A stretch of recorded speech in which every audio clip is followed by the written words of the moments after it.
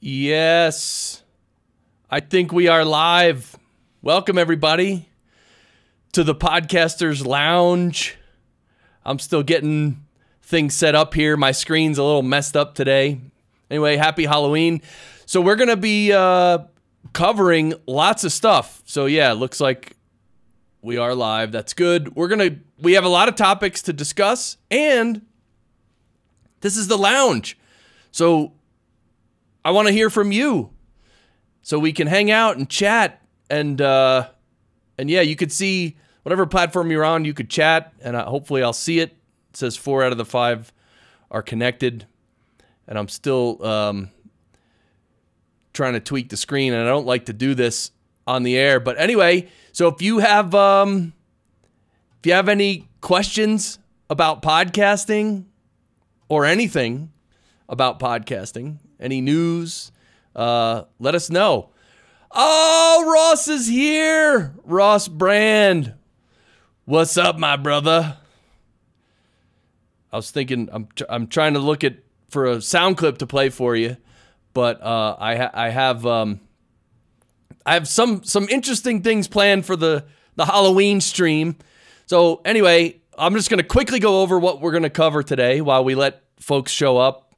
And I even think the Ralph M. Rivera is going to be here with us this evening. And I actually have to open up Facebook. Anyway, I'm not even going to tell you. All right. So Podcast Engineering School, yes. If you want to learn to engineer and produce podcasts at a professional level, yes. And also, I'm going to talk to you about my recent ultimate frustration with marketing and what I'm going to do about it. Gosh darn it, I'm going to do something about it. And I want to just take a look at the Hall of Fame. Do you know anyone who's in the podcasting Hall of Fame? I know there's a few different Hall of Fames. I'm not even sure. Anyway, Zencastr. I want to talk about Zencastr for a minute. Of course, Zencastr is still... And the deer just showed up in our backyard. You can't see him. Zencastr is still my my go-to for recording podcasts over the internet. I don't know why, but SoundGym, they actually gave me 5 more tries at the DB challenge. So I'm gonna take the DB challenge maybe a few more times, maybe up to 5 more times. Oh, Ross, you lost your connection? Yeah, man, what's up? I'm using a different sound setup today, and I want to talk about that. So I want to, yeah, I just want to see what I do is I line up the tabs, right? So I know what I'm going to talk about. So anyway, this is going to be fun, the DB challenge. Yeah, let's play. That's right. RX7. Also, I recently, for the first time, used the D-Wind module of RX7. And literally today, I used it for the first time because of a guest that needed it. And yeah. So here we are live on Facebook. Now, how do I see the comments? Anyway, hopefully I'll see the comments. Yeah, baby. So the D-Wind, really interesting module for RX7. Podfest. I talked to John Dennis today about Podfest and what I'm going to be doing there, and I have some stuff to tell you about that. I'm telling you, the deer, they weren't here for a few days, which is sort of normal. Sometimes they go away for 2-3 days, you don't see them at all. But now they're back. And then we got the pod-to-pod email. We got the hot pod email. Got the pod news email. And, well, I want to tell you about the settings that I'm... The settings, the newer settings that I'm using today as opposed to last stream. So... So what was that noise? Was that this... Carrie Green sending me a direct message? Is that what that noise was? I heard a noise. So anyway, it's Halloween, and so my wife is actually upstairs, waiting to answer the door. I'm sitting down here. We're streaming in the Podcasters Lounge every Wednesday from 7 to 9 Eastern, which is 5 to 7 Pacific. So we're going to be here. And I don't know if you saw last weekend, I actually streamed, once. I think it was on Saturday. Yeah, I streamed on Saturday. So I will do random streams, but every Wednesday evening, you can count on this, put it in your calendar. And the other thing is, I want to, if you guys have any questions or any piece of news caught your eye this past week, I mean, put it in the comments. Let's talk about it. So I have my Celsius. I don't know if you can see that. Celsius, it's an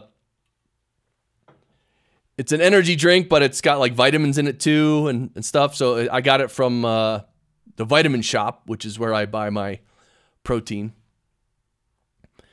and vitamins. And so, yeah, I get that energy drink sometimes. The deer, they're just running away now. So, and it snowed here last night. Last night, seriously, 4 or 5 inches. But mostly it all melted today. So it's pretty interesting. So, what was I going to say? Oh, yeah. And especially for you, if you need help, think about it this way. In the world of podcasting or anything online, because I recently, like I mentioned, I hit the wall with marketing, right? I mean, you give me any piece of audio and I will do magic with it. I promise you. Give me any podcast episode, give me a bunch of tracks, music, anything. I will do my thing. I will mix the bejesus out of it, and it'll be literally awesome. But if you ask me to market my business online, yeah. So anyway, that's been my predicament for years now, and I just literally 2 days ago, I hit the wall, and I said, you know what? Expletive. I'm going to figure this expletive out. So I really am I'm going to figure it out. I'm going to figure out this online marketing thing, and nothing major up front, just Facebook ads, maybe Instagram ads, and I don't know what else. What else you guys think I should do? I don't know what to do. What effect or filter do you recommend when you do an interview in a noisy location and you want the speakers to stand out above the noise? I use the presence effect in my editor. Yeah, presence will... Well, yeah, so that's a tough question, Ross. Ross Brand from Livestream Universe. Talk about a live streamer. Jeez. Go check out Livestream Universe. I forget the URL, but just search Livestream Universe. You'll find Ross Brand. Yeah, when you record audio in a noisy location, that's some of the toughest audio to produce because it's hard to distinguish the background noise from the foreground noise, and it also really, you're not able to use as much compression because when you compress it, you're basically going to be bringing up the background noise, which is what you don't want to do.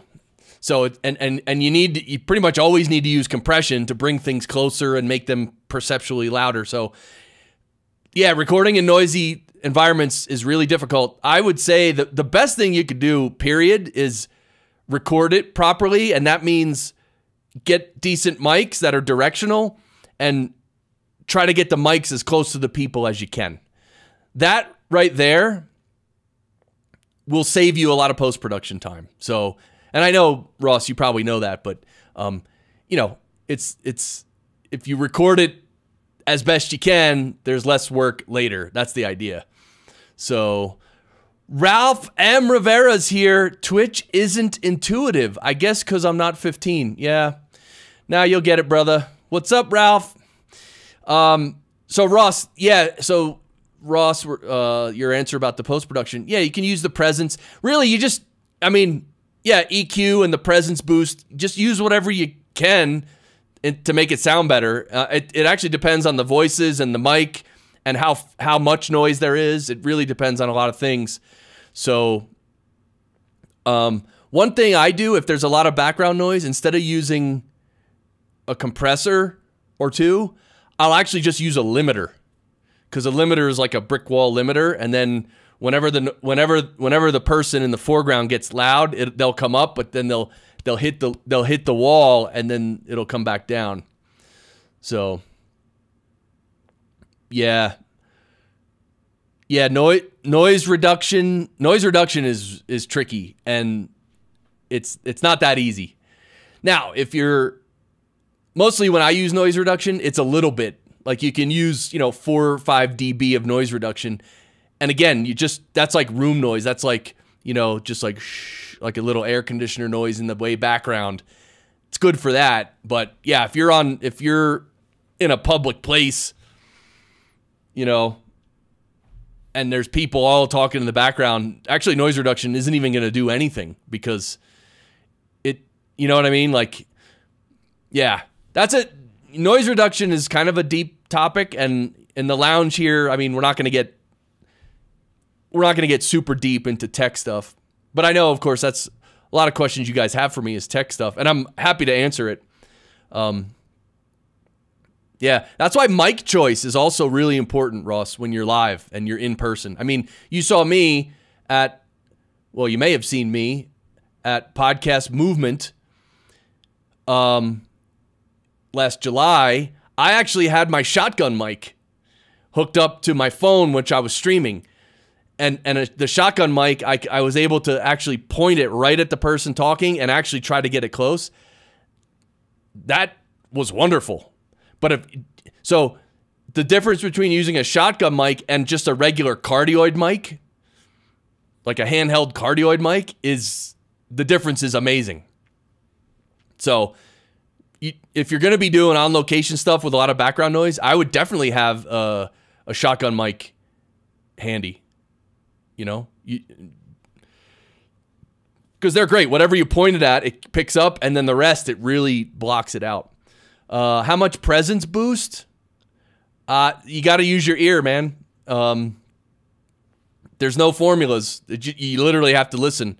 So just boost it up, crank it up a lot, and say, wow, that's a lot, and then back it down, and then put it back to 0 and say, yeah, it needs presence boost, then put it up, and just keep messing with it. Listen at different levels, and you'll get it. Electro Voice RE50 into a Mix Pre 3.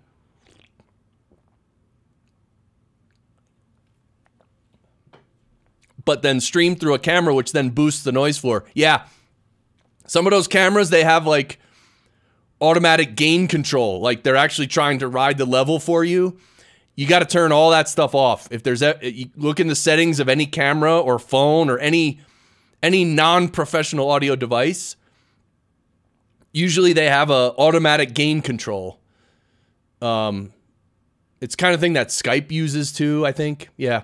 So if you're really doing audio, like if you want really good audio and you can control the levels yourself, just turn all that off. You don't want that. And so, yeah, that's when the camera will boost the noise floor, because when it gets quiet, the camera will think, ooh, it's quiet, I gotta boost the level. But what it's really boosting is your noise floor. You don't want that. So the best is control your own audio, get good levels on the preamp, and again, get the mic close to people, and don't use automatic gain control. And geez, if you do all that, I mean, it'll sound great. Ralph Rivera, how much giggle and teeth is required for podcasting? Maybe you might be listening to this stream and thinking to yourself the same thing Barry's thinking. Of course, Barry's here with me. Barry, what are you feeling so far in this stream? I'm pretending I'm looking at Barry, right? What are you feeling so far? There's no activity, no giggle, no nothing. Wow. All right. Thanks, Barry. And you guys could hear Barry? See, I forgot to play my music. I forgot to play the Halloween music. All right. See, now we need to get into it. Yeah, baby. That's probably loud, right? All right, let me know.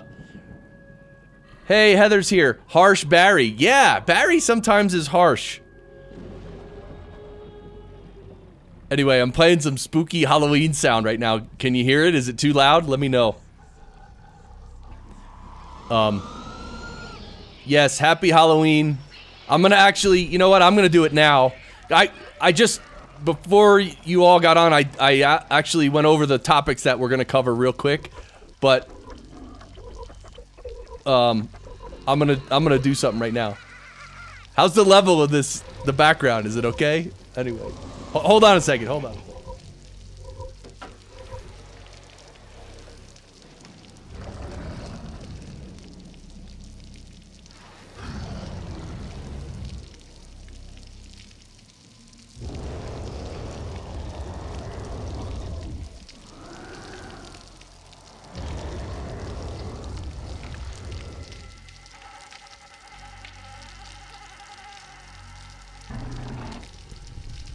Ah! Happy Halloween! Can you hear me? Can you hear me? Oh, wait. Oh, you can hear me. Wow.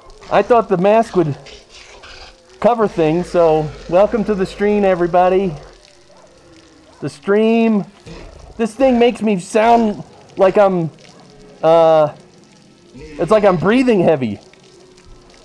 I feel like I'm breathing heavy, or maybe that's because I just jumped around. Oh, and I can't wear my headphones. Well, I know the music is still going.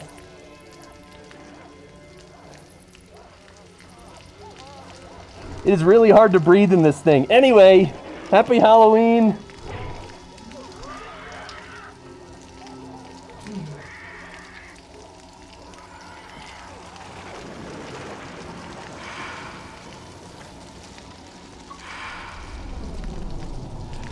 Oh my god, all that planning for like 30 seconds of wearing a mask.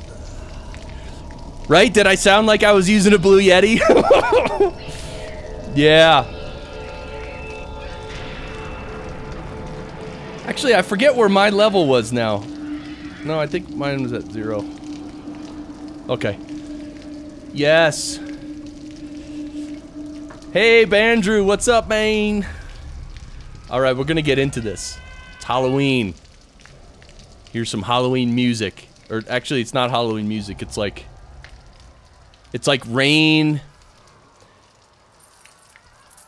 See someone walking with a chain.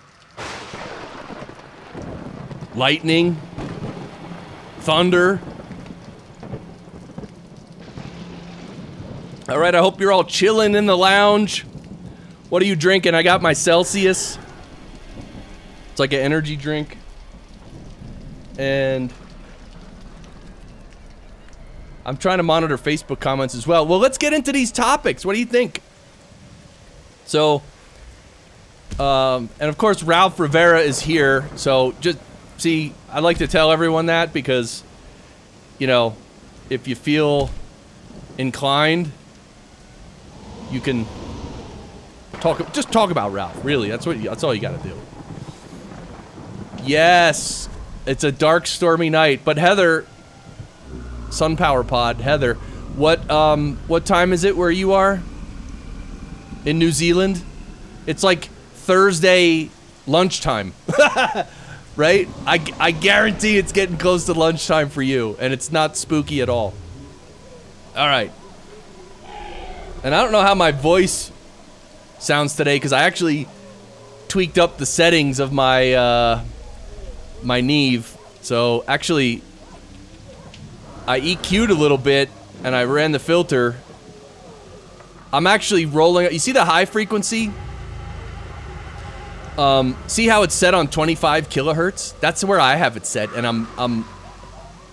I'm reducing about 2 or 3 dB at 25 kilohertz, which is just rolling off the very high frequencies. It's kind of subtle, but it. All right, is that enough for the Halloween music for you guys?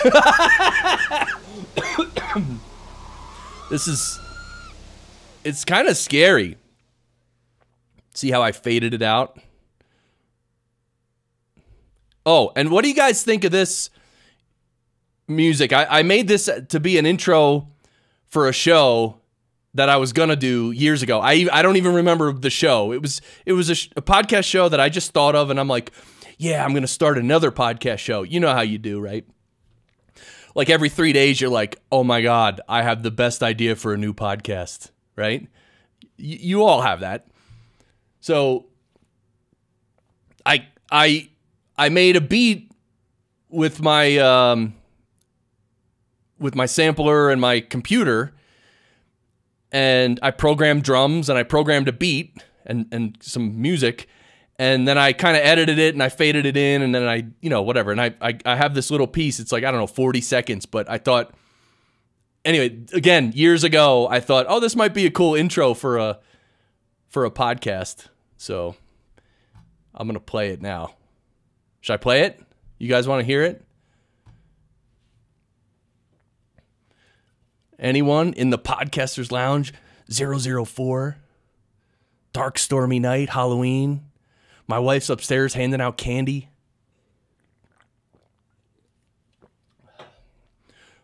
Maybe my chat's not updating. Or is everyone not chatting, which is totally cool. I mean, I'm very ignorable. Okay? Some say adorable, others say ignorable.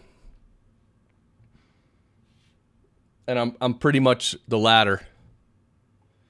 I'm gonna refresh the chat because I can't believe that no one. Anyway, I'm gonna play this. What do you think about this? Oh wait, hold on.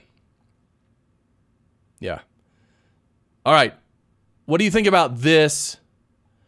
As I'm just gonna leave it on this string. Okay, here we go. This is the possible intro song to a podcast.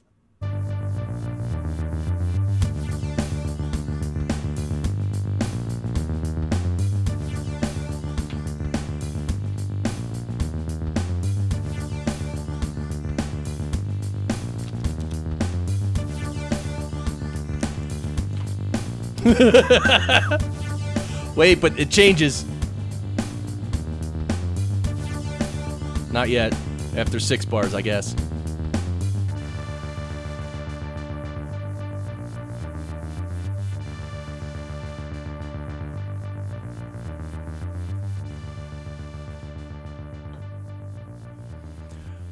Okay, terrific. We need the old yeah, oh yeah. You know what I'm saying? All right, so here's the thing. I got fed up with trying to figure out how to market my school, right? And I think probably, let me know, do you have trouble marketing your podcast or your business online? I have trouble. And I've always had trouble. And I try certain things, but I literally, like, for instance, I ran a Facebook ad, I don't even know, a year ago? Let's say a year ago. I don't know. And it ran, and I don't know what became of it. I know I spent, maybe a couple $100 on Facebook ads, but I don't think I got any students from it, but I don't even know who clicked on it. Ralph already stole that intro track for his Podcast Engineering Academy, which he created to compete with my podcast engineering school. And did you know Sean Kelly, who's going to be a graduate of Podcast Engineering School very soon, he started something called Podcast Engineering House. I don't know what that means. He's on Twitter. He just started it, and he mentioned it to me. So there you go. Podcast engineering becoming popular, dude. Right? So anyway, I ran an ad. I don't know what happened. And last week I tried to run an ad, and I don't know what happened. It didn't even start to kick in. The ad, like I said, okay, spend $200, and after a week, it showed that it had spent literally 1 penny. And I'm like, okay. So then I decided, because I've been watching a bunch of Gary V videos lately, and because he's saying, Facebook and Instagram are still good. Well, Instagram might even be better. I don't know. Like literally, I don't know. So don't hold anything I say against me. I'm an idiot. I'm trying to figure out my way through this marketing thing. You know? So I decided, I made a decision. And here, this is the reason I'm bringing this up. I made a decision in my life. You know those moments when you make a decision and you're like, that's it. I'm done. F this. Right? You ever get to that point where that's it? You hit the wall. You're done. Enough of this crap. I hit the wall, and I'm going to figure out how to do Facebook ads. I'm going to figure out how to do Instagram ads. And I'm going to figure out whatever else I need to figure out. I don't know what I need to figure out. But by golly, I'm going to figure it out. And I did my first, well, that's the other thing with Instagram. Do you guys use Instagram? Are you big Instagram users? Because I'm not. I put up a picture every now and then. But apparently you can record video, which I did last night. But then there's stories. What the heck's the difference between a story and a video I just post? And then you got IGTV, Instagram Live. So what is that? So if I want to make a quick video, where do I go? Bandrew says, check the campaign for alerts. Facebook is strict about... Yeah, but I went through the process of building the ad, and it says, ready to go. Hit it. Go live. And I said, go live. And it said, okay, we're live. And next to it, it said, the ad campaign is running.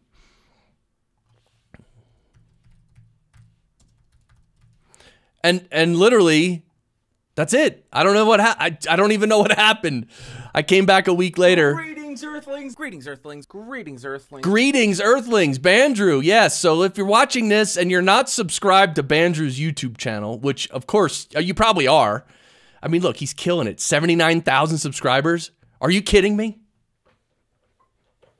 Are you kidding me? It's phenomenal. Anyway, and the videos are great. And just made some for Halloween. You were wearing something. Ooh, see, it's not in the thumbnail. Is that what that's called? Thumbnail? All right, so that's what I'm saying about my school. If you have any marketing words of wisdom, let me know. Oh, Ralph said, "Isn't Carolyn your new CMO?" I mean, I'll accept help from anywhere. So sure. You guys, you most of you missed at the beginning. See all these tabs? Watch. Are you dizzy? All right, because that's all the stuff we're going to cover. Did you know who's in the Hall of Fame? Hold on, I just got to make sure you guys could see the chat. Yeah, the chat, you could see it on the screen, but I need to compress my chat a little so it's right, so we can get more chats on the screen at once. Ross says, focus on Instagram first. IGTV is for uploading longer form vertical videos. Oh, okay. Your live videos are in your Instagram stories. Oh, so if I go live, and then it ends up in my story. Okay, I'll try it. Dave Jackson. Is Dave Jackson here? Barry, are you excited to see Dave Jackson? Yeah, oh yeah. Are you talking about the Hall of Fame? Yeah, Barry, you know Dave Jackson's in the Hall of Fame, right? Oh, forget it. I know. Please, look at this. All right. Who's in the... Well, this is the Academy of Podcasters Hall of Fame. I think, isn't there another one that Todd Cochran runs that's different than this, right?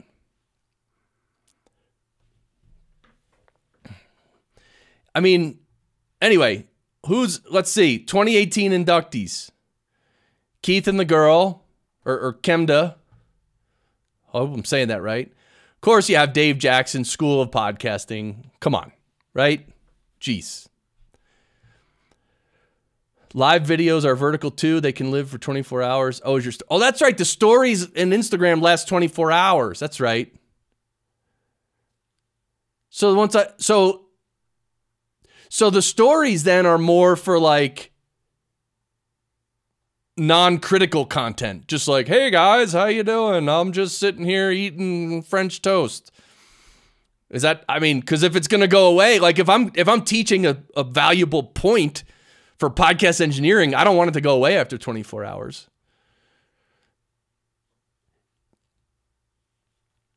Yes, you can roast me. And if you listen to my episode 100, well, you heard 19 people roast me, including Ross. It's so weird that my Halloween mask, I literally had it on for what, like 45 seconds? That's it. I can't tell if anyone's commenting on Facebook. I really can't tell. You know? See, Facebook comments still are not integrated into my Restream comments. So anyway, all right. Well, Dave Jackson. Then we had Father Roderick Von Hogan. Then we had Grant. There you go. And Keith Malley. Oh, from Keith and the Girl. All right. And then Pamela Gay. Reggie Osei. Right? He does the, Mogul. He did Mogul. That Mogul was a good little podcast series. I like that one. It was like 96% awesome. Like it just, I don't know, something. Yeah, I don't know why I don't have this, but I should have at least a picture on the screen right above my shoulder with the Blue Yeti. I mean, anyway, Scott Johnson. Yeah, I mean, a lot of people. Oh, wait, there's 2017. Rob Greenlee, Podcasting Hall of Fame. Anyway, I just thought it'd be interesting to look through. Who was the first year? 2015, Danny Pena, Adam Curry, of course. He was obviously, frankly, the first person inducted. Todd Cochran, of course. Come on. Leo Laporte. Okay. And then 2016, Gary Leland. Rob Walsh.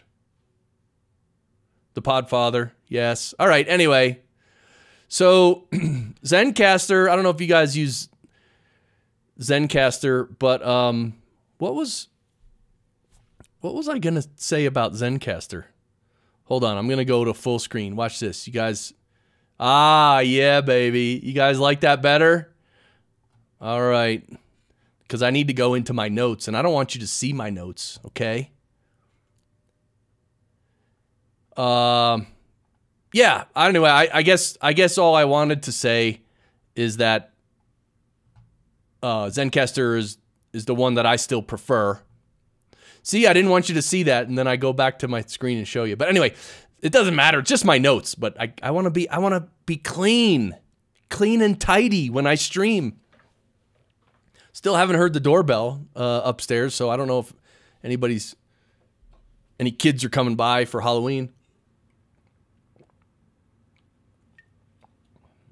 Yes, Heather. Lots of people have had issues with Zencastr as well as all the others. None of them are perfect. I have an idea to build the best one, but it would cost a lot of money, and I don't have a lot of money. So there you go. The world is going to have to go without my creation. Unless any of you has a lot of money. Andrew says I'm a good and bad influence. I was going to go between 600 and 650s, and I just got the 650s. I saw that! Bandrew, yes! The Sennheiser HD 650s. Yeah, you got these. That's what I'm wearing right now. They're good, man. I think Sennheiser makes a lot of really good headphones. But this one's good. Wait, what? Are they really that? I thought they were like $280. Are they really $500? Bandrew, did you pay $500? Did I pay $500? $320 on sale. Yeah. So this is like the full price that they show you, so that when you go find the real price and it's $320, you're like, dude, $320. I saved $170. Yeah, sales are good. Yeah, good headphones. Good headphones make a difference.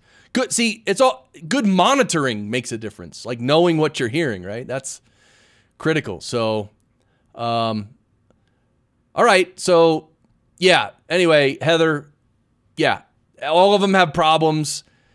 And just so you know, the things that are in your control that you can do to help avoid any problems with either Zencastr or Ringer or Squadcast, restart your computer, only open the programs that you need, turn off your Dropbox syncing, put your computer on Do Not Disturb, and that's it. And then have your guests do the same thing. If you do that, I was recording a session today. I recorded 2 podcasts with 2 of my clients today. And one of them was a woman who was using earbuds. And I, of course, told her, like, you know, the microphone's on the wire, so please hold the wire a little bit away from your body. And literally, you're going to have to hold it the whole time. And just don't let it rub against your shirt or your hair or something. And, of course, as soon as we start, she must have let go of it because the whole time there's, like a little bit of rubbing going on the whole episode. And it wasn't bad enough for me to step in and stop the presses and have her you know, fix it, do the right thing. So like the whole time, whatever. So, which again, it's not actually that rare, but the point is, I asked her before we started, I said, what kind of computer are you on? And she said, a Mac. I said, do you have a lot of windows open? Do you have a lot of programs open? And she's like, yeah. And I said, oh, can you close them all? Close everything except for Chrome? And maybe your email program if you need to look at some notes or whatever. And she's like, okay. Anyway, that stuff helps a lot. You guys, are you ready for me to do the DB challenge? By the way, this is the last day. If you haven't done the DB challenge, you need to do it today. So I'll do a couple here live because this is pretty cool. So see, I got 5 chances left. And what you win is, I'm going to click back, these Atom monitors, Atom 5X studio monitors. Yes. Well, one person's watching on Facebook, it looks like. Good luck. How many entries? I have 5. They gave me 5 more. So I might not do all 5 here, but anyway, are you guys ready? I know Ralph M.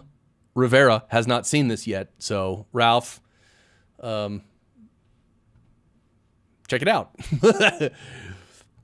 Yeah, Ralph likes to defrag his hard drive. Yeah, in the middle of a podcast. Yeah, that's awesome. Yeah, or have the cable guy come and like replace your modem in the in the middle of an episode.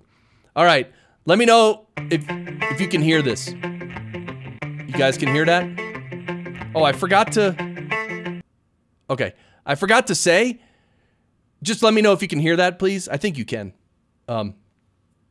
So the way this works is, thanks. There's the original, and then you listen to after the gain, and then you have to pick between 2 gains. So here, like the original is the original. That's what it is. But then when you click on after gain, it's either going to be 1 dB louder or minus 1 dB lower.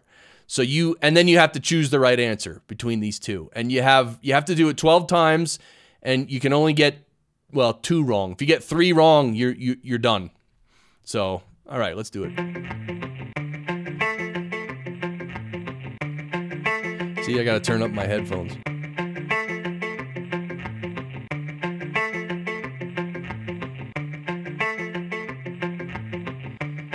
Yep, clearly lower volume. Yes!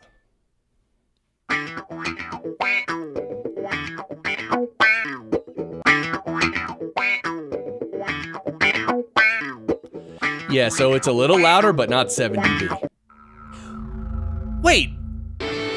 Did you... Hold on. There was barely a difference there. Did you guys hear that? I think I got robbed. I mean, I'm not really going to whine about it too much, but you know what I mean? Jeez. 7 dB? All right, maybe I'm just getting in the hang of it. Okay, let's go.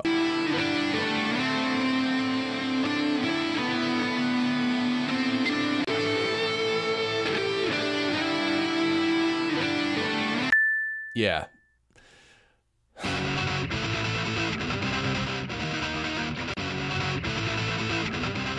See, this sounds like 2 dB, not -7. Thank you. Jeez. Oh God, this one's easy. Look at this.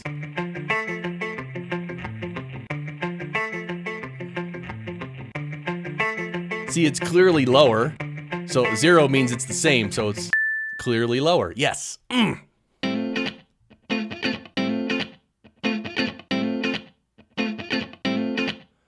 That's really close, right? Yeah. So it's 1, not 3. Yes. All right. I already know this is 5. Right? That's pretty significant. Oh, yeah. I'm over here now.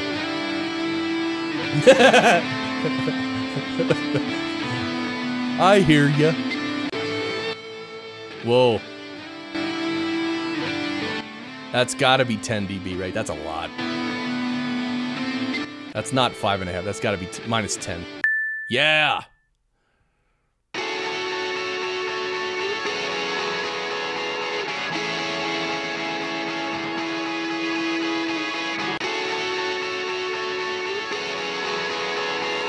I'm gonna say 1.5.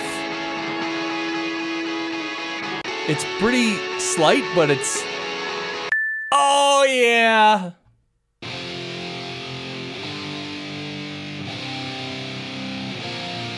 Oh, so this one, remember this one. It's either a ½ dB lower or a ½ dB louder, all right? So this one should be easy, right? If you can hear if it's a little louder or softer.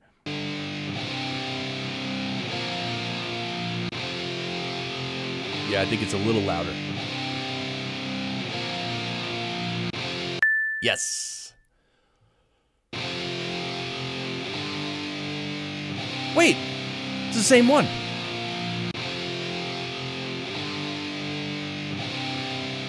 But this one, it's a ½ dB lower, right? Yeah.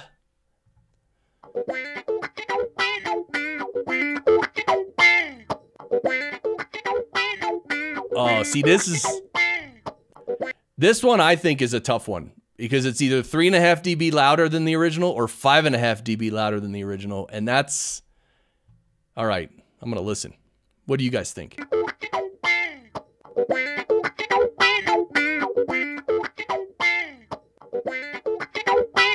I'm gonna say 5.5 because that seems pretty significant. Yes.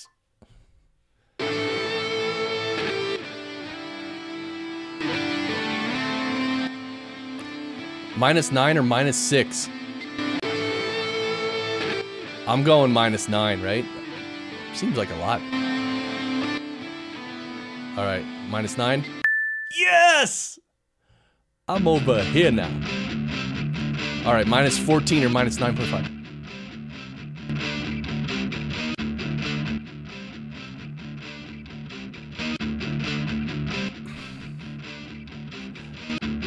Oh, this one's a little tough.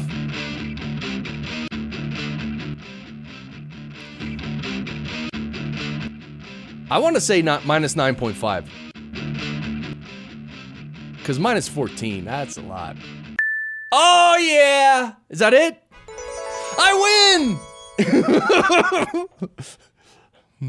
I win. All right, so continue. Anyway, I have 4 chances left, but okay. I think we played this. I mean, I think I played this on the last 3 streams. So that was fun. Yeah. All right, so go ahead to soundgym.co. All right, you can just free account, take the DB challenge, win some A5X studio monitors. Which, oh, and then second and third place is a Splice subscription. I don't know what Splice is. Actually, I think I clicked on it. Let me click on it. What is splice? Oh yeah, samples, loops, and effects and all that. So this is basically for music production, pretty much. Plugins. Hey, they're selling RX-7? Okay. Try for free.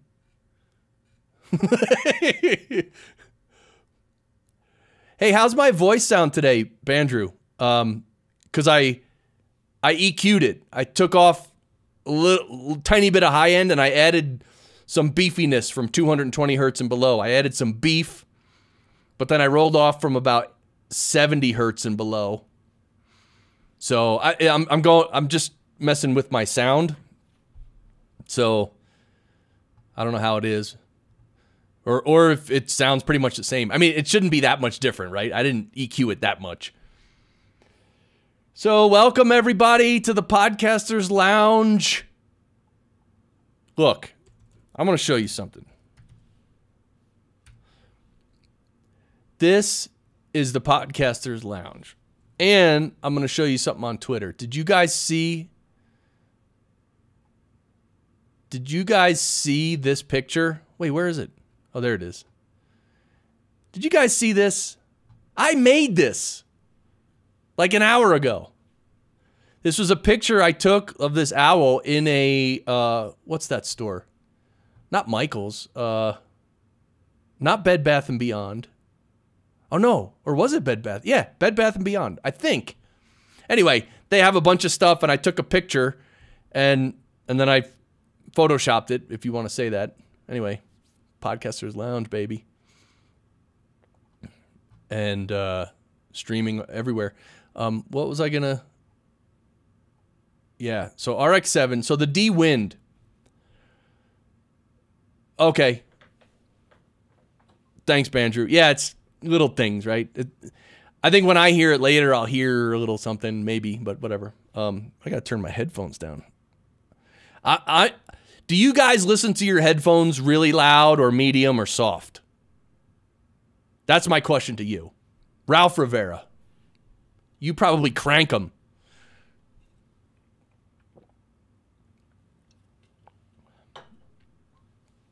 That's another thing, Heather, when we were talking about Zencastr and all this. That's another thing. You got to watch for people who are cranking their headphones too loud. Because then there's feedback. And then you got to edit that out later. And it's all because people don't know. They just think, oh, they can crank their headphones. Ooh, it sounds nice and loud. It sounds great. Yeah, well, it's feeding back and it's going to cause a big problem. Heather, not up to medium. Okay. Turn them way up. Oh, yeah. Ross, I think... I'm trying to remember, Ross, when you were on my show, I think I did hear some feedback. So I'm not surprised that you listen, you monitor very loud. Oh, we talked about that in our sound check too.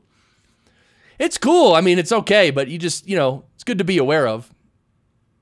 And did you know that earbuds, a lot of earbuds, feed back within themselves?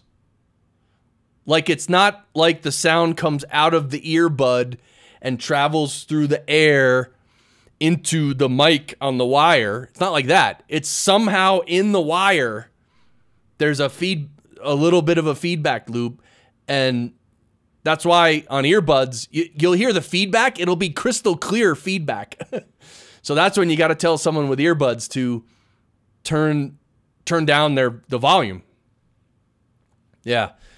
Yeah, Ross, you never used earbuds. Neither have I. I mean, earbuds are like, those are for guests who don't know anything and don't have anything. And, a lot of times it works out fine if you do it right? Like we talked about. So RX-7, I don't know if you guys have RX-7. This is the best tool for cleaning up audio, period. End of stream, end of story, end of Halloween. So you know what? I'm going to crank up my... That's right.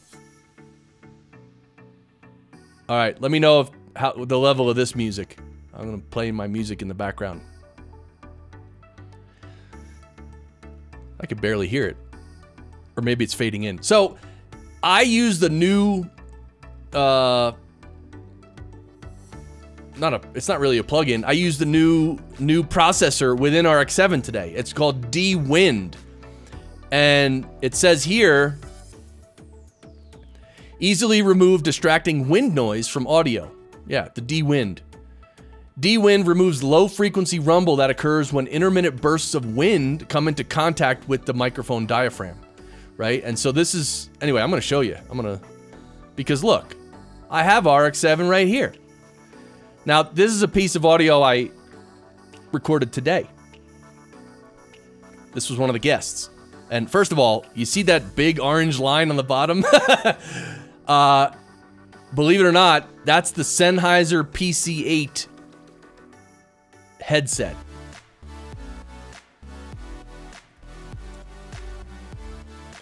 I actually recommend people to get this headset because a while back when I did some research, this one was like, I think I tried like, well, 2 or 3 headsets. I think 3. It was more than 2.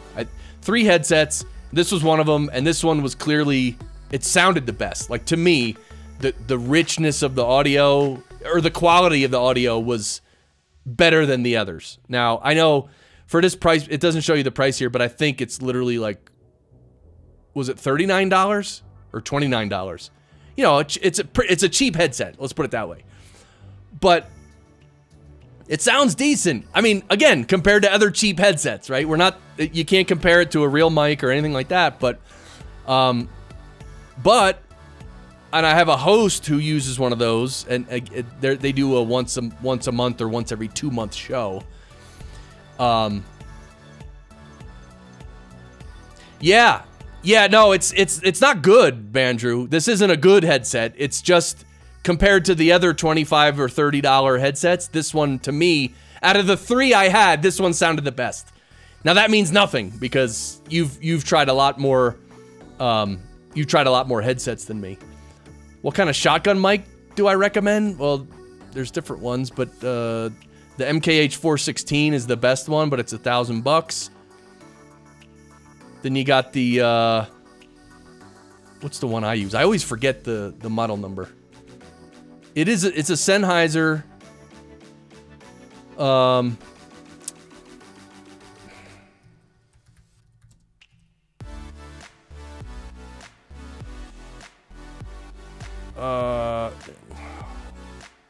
is it a Sennheiser? Oh, man, I'm killing myself here. It's not. It's an Audio-Technica.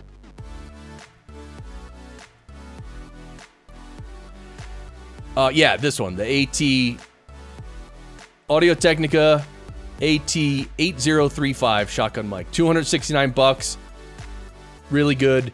Yeah, Bandrew says the AT875R. That's a little short shotgun. That one's... People love that one. I have never tried that one, but I've heard great things about that one. That Audio-Technica. This is the shotgun mic that Alex Bloomberg from Gimlet and a lot of radio people use. This is the one I used when I streamed live from Podcast Movement. But anyway, back to this headset, right? Yeah, Ross, that's what I used there. Back to this headset. When you record it, you get it like this serious hum at like, I mean, this is like 7 or 8 hertz. This hum is it's such a high level, but it's below where you can hear. So what I do with that is I always obviously roll that off. So just take your EQ, roll off, let's say from 30 hertz and below with a brick wall, and just hit render, and boom, look at that, it's gone. Right? This song came in a little louder. I'm gonna put it down to 3%. If the music's ever too loud, let me know. And so, yeah, the D-Wind. So, I'm actually gonna pause the music because I'm gonna show you the D-Wind, what I did. So you could see these orange like spikes that are going down here. That's like plosives, and not just plosives though. It's like, I don't know, a lot of it is like, I don't even know. Needs phase 1. Here he said phase. That's an F. That's an F sound. Needs phase 1. right? That's not a normal plosive. And then what about these three in a row right here? A very clear subset of problems. Okay, clear was not that bad. And what was this? Of problems. Of problems. So that sounded like the headset rubbing or him touching it or something. Set of problems. Set of problems. Right? But this one in the middle. Subset of. Subset. It was an S sound, right? So anyway, I use the D wind, which is here. And where is it? Oh, it's over here. Oh, I just want to make sure you're able to see this. Oh, you are. Okay. Exhaling. Yeah.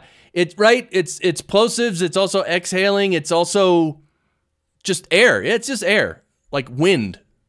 Wind, plosive. So anyway, I use this setting. I use fundamental recovery all the way up, artifact smoothing all the way up, and then I put the crossover frequency all the way down, so it's from 100 hertz. I'm assuming it's 100 hertz and below that it's going to do it. And so, and the reduction, I think I used 2 or maybe 3.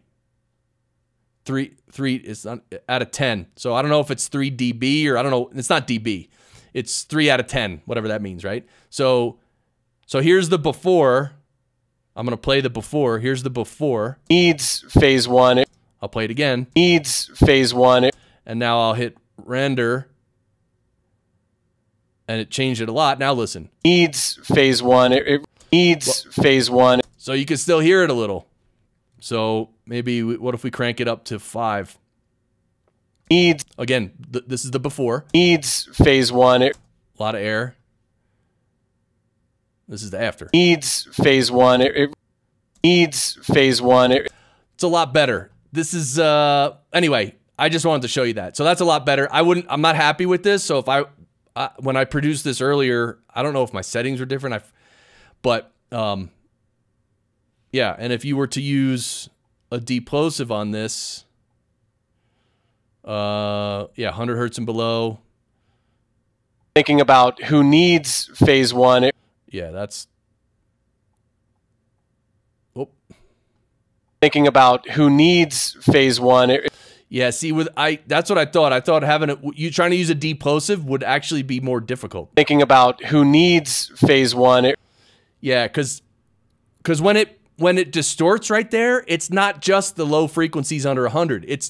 There's upper mids and there's actual mid range in there. That's why you'll never get rid of all of that. But you can tone it down so it doesn't pop out and smack the listener in the face, you know. So anyway, oh wait, oops. So I just wanted to show you the D wind, right? Oh yeah, the D wind. Anyway, so this just goes to show you that we're always learning, right? So we're always trying different things, and the RX software has so many things. It's just to try them all. It's going to take you 6 months. So anyway, hey, since it's Halloween, are you guys having to answer the door and stuff? Well, except for Heather in New Zealand.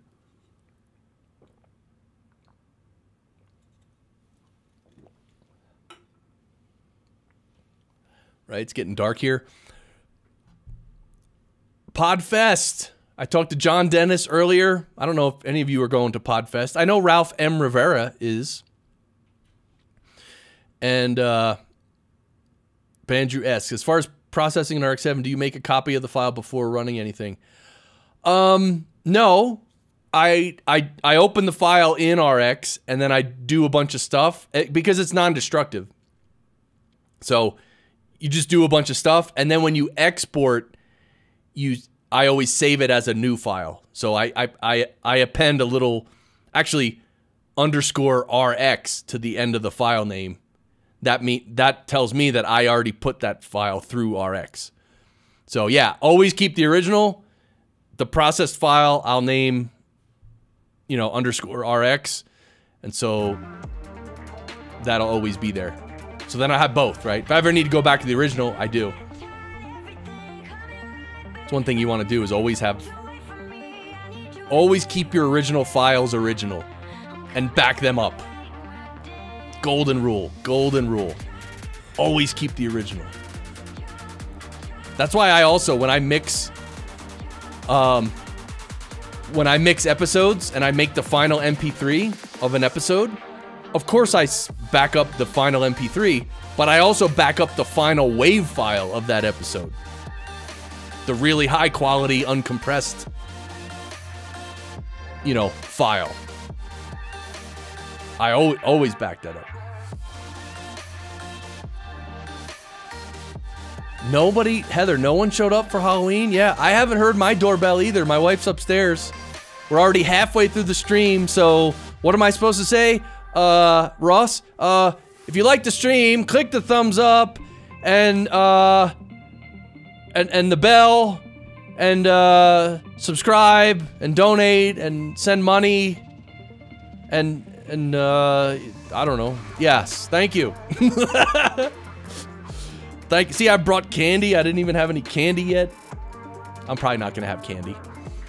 So Podfest, I'm gonna have a booth there. I might speak there. Podfest is gonna be awesome. Send money. Thank you. I know I'm not set up to take any donations yet. I'm gonna wait a long time for that. Like I mean, right? I gotta build things up first. So I'm just having fun. So I appreciate all you guys being here. I really do. So Pod to Pod, did you guys read this email? This came 13 hours ago. Repurposing content. You guys repurpose your content? I don't think I do much repurposing. Although that's like when people come to me and want me to produce their podcast, that's one of the benefits I tell them. Oh, you can repurpose your audio into other formats. You know, transcribe it into a blog and whatever. But I don't do any of that. I mean, I guess it's a time thing. I don't know, what is it? Is it a time thing or is it lazy? I don't think it's laziness. Yeah, Bandrew says no. Make content specifically for each platform. I hear you. Yeah. Although, right now I'm streaming to 4 or 5 different platforms. Is that different?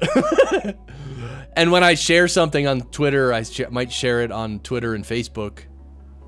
The same thing, because I use Buffer.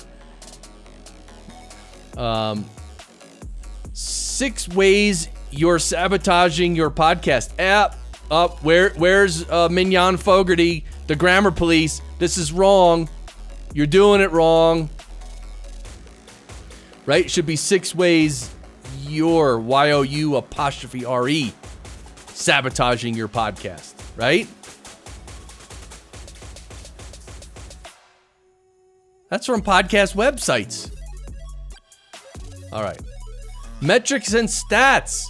Are you guys nutty with your stats? I am not. I just kind of glance at it when I log into Libsyn. I can vaguely see what my spikes were, but podcast measurement. I mean, yep. Halloween stories. Marketing and advertising. Events, how-tos. Google introduced Google Podcast Creator Program? What is this? Did you guys hear about this? Google announced... Sorry, let me scroll first. Google announced the Google Podcast Creator Platform in June. Okay.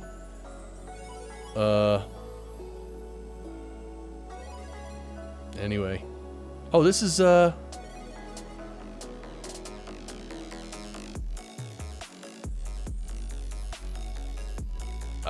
I don't know. I'm not gonna read through that. I mean, yes, Google Podcast app is there. Bandrew is not nutty with stats, but with YouTube, I get a bit focused on them sometimes. Well, see, you're sort of, you're observing your growth in YouTube. I mean, you have serious growth in YouTube. It's like, for my show, I mean, if I was getting a lot of downloads, then I would look at it and be like, oh, cool. But I'm not getting that many, so it's kind of like, you know what I mean? I'm just doing my show, and and I'm going to keep doing it, and we'll see what happens. But yeah, once your numbers start going up, yeah, you almost have to keep some eye on it because then if the numbers start going way down, you gotta think about why, right? Because maybe you did something wrong, or maybe whatever. You got to manage it. But when you have something to manage, that's good. Like you, Bandrew. But when you don't have anything to manage, when your show is tiny and puny and small, there's not much to manage. I mean, you just put out a show. All right, Hot Pod. You guys get Hot Pod? In Los Angeles, a new wave of independent podcast companies are capitalizing on opportunities and taking matters into their own hands. Okay, how do these people perceive the difference between Los Angeles? What? Google Podcasts failed to load for some users last week. Okay. Profile of kerning cultures. What? Quick and Dirty Tips is getting ready a special podcast. Okay. Yep. Nick Qua and Hot Pod. It's like a lot of corporate type podcast news, which is, I don't know. Do you guys find this stuff? I mean, do you read all this? Like, I don't know. I don't know. We're in the trenches, right? Yeah, Bandrew. YouTube audiences are more fickle than podcasting, and you have to appease the algorithm. So you need to determine what's working and what's not. Yeah, totally. So, pod news. This is one comes every day. Oh, wait, I think I hear... Yeah, someone's at our door. My wife's giving out candy. I wonder if they know there's a crazy guy in the basement streaming. All right, I'm not going to go through this. Okay, so that's it. So what else do we have to talk about? Right? That's all I had on my list. I don't know. Do you guys... I don't know. On previous streams, going through these news emails was like, it seemed okay. But maybe so today I didn't read through them first. So usually I pick out one or two stories that I wanted to comment on, but I didn't do that before the stream today because I didn't have time. So yeah, I guess if I prepare enough, then I can show these newsletters and actually comment on it, and that'll be good. So, but if I just do what I'm doing now, which is try to scroll through an email live on the stream, that's terrible. I get that, right? So, what were we looking at? Oh yeah, there's Bandrew's HD 650s.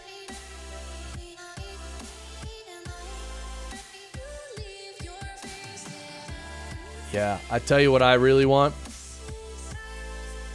Thanks, Bandrew. Yeah, the MKH.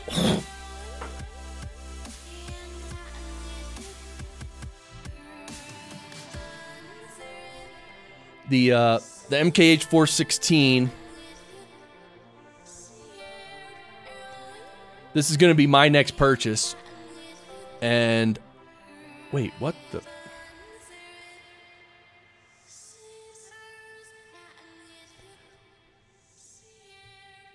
Yeah, the MKH 416 is going to be my next purchase, I think. But I'm waiting for it to go on sale. Sweetwater, BSW. Where's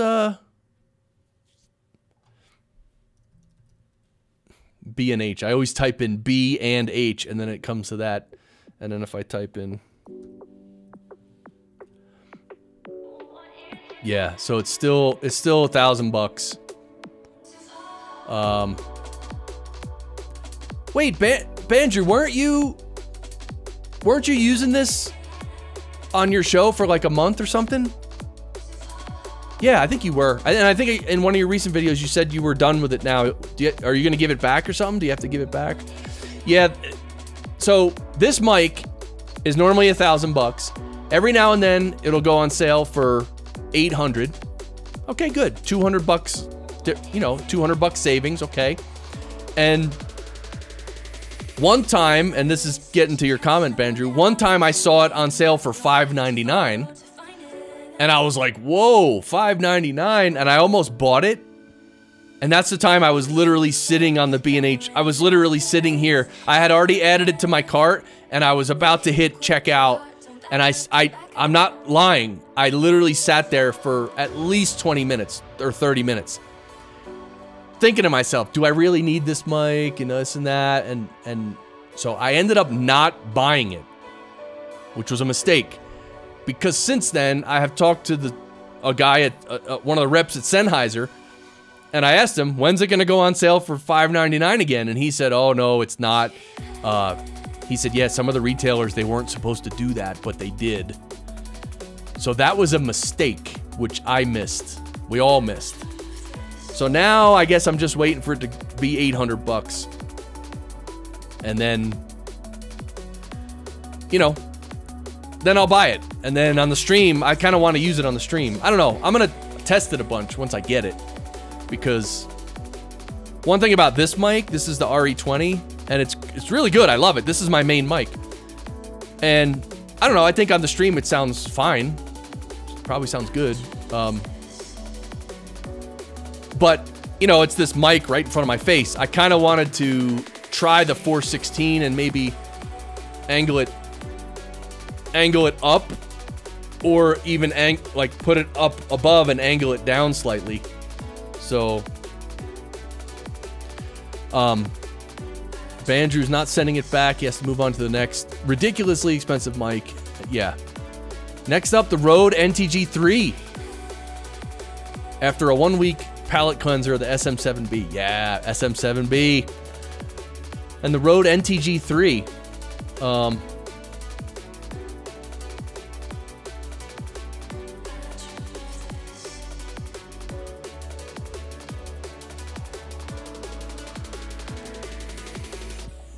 There it is. RF bias shotgun microphone.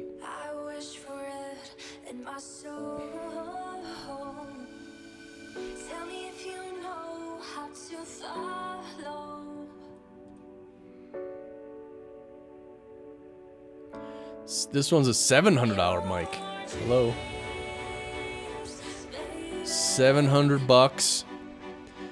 It is, let's look at the specs. Right, it's a shotgun condenser. Frequency response 40 hertz to 20K. All this good, yeah. Line gradient super cardioid. That's the polar pattern.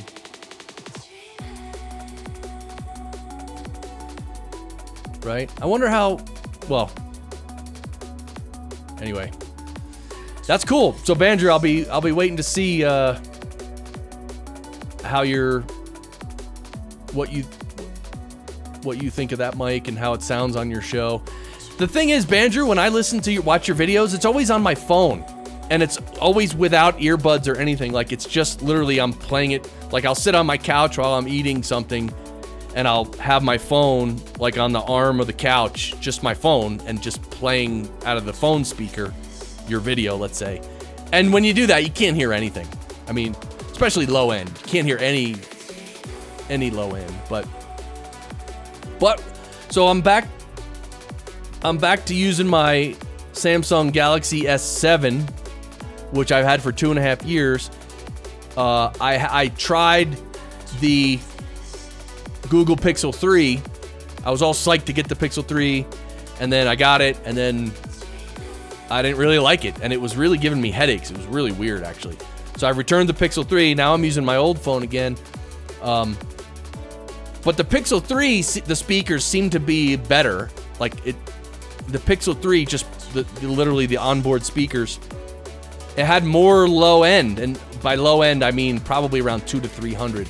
Because it's not going to really reproduce, you know, 100 hertz or lower. It just doesn't have the, you know, it can reproduce some of that, but not much.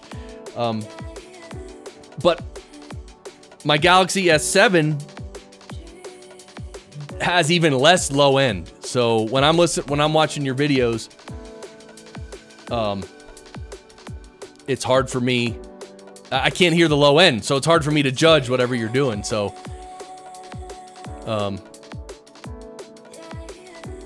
Am I considering going all in on the Apple ecosystem, or am I still happy with Android? I think if Apple released an iPhone that was like a significantly better iPhone, like I think they released it, what, a day or two ago? If they released something that was a really good step up from last year, I probably would have bought it. But everything I read and all the reviews said, I mean, they might have, improved a couple things slightly, but it was not a markedly better iPhone. That's why I decided against it. And my plan now is in about 4 months, the new Samsung is going to come out. The Samsung 10. I guess Galaxy S10 or whatever. I want that because, I don't know, I mentioned it before, but when I got the Google Pixel 3, well, let me put it this way. This is a Samsung Galaxy S7, and to me, this is a quality, really well-made piece of electronics. The way, everything about it, not only the physical thing, but scrolling and just what I don't know, the way they do everything is really good, right? It just feels like a quality product. When I had the Pixel 3, it kind of felt almost like a toy. It was a little weird.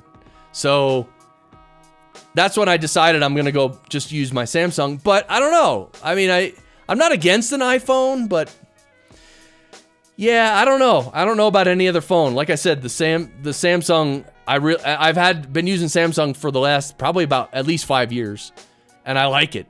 I like it. So again, just the feel of it. So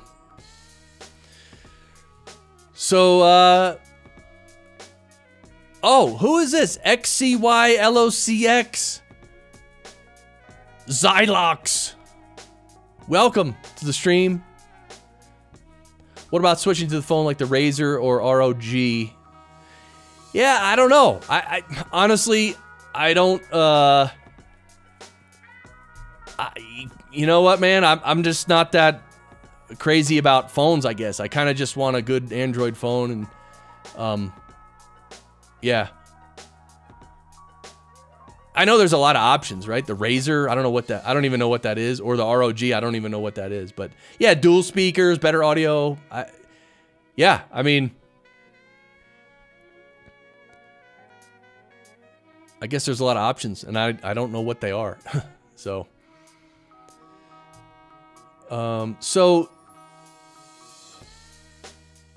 what else? So one thing about Podfest is, and are you guys going to go to Podfest or any events in 2019? Podcast Movement. They're both in Orlando in 2019. And my good friend Michael Helms lives in Orlando. You probably heard of Michael Helms. The Location Sound Podcast. There he is. Michael the Sound Guy. See, where's he? Someday when this stream has millions of viewers, then Michael the Sound Guy is going to tune in.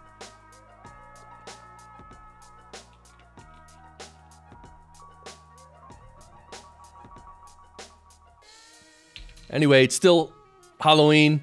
Did you guys see my mask?